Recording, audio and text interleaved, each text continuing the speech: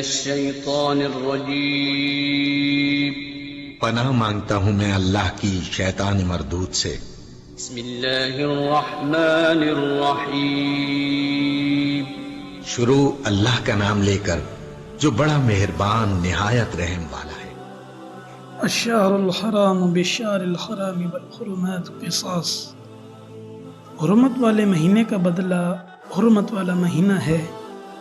فمن اعتدى علیکم فاعتدوا علیہ بمثل ما اعتدى علیکم، اور حرمتوں پر بھی بدلے کے احکام جاری ہوتے ہیں۔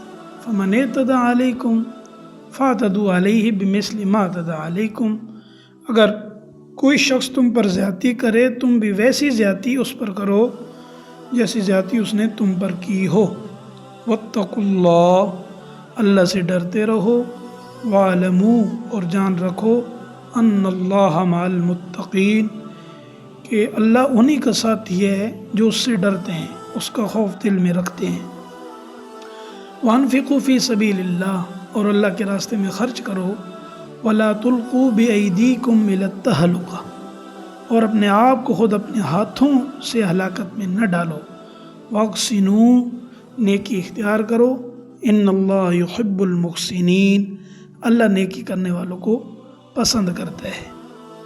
یعنی اگر کوئی شخص اور مہینے کی حرمت پامال کر کے تم سے لڑائی کرے تو تم بھی اس سے بدلہ لے سکتے ہو۔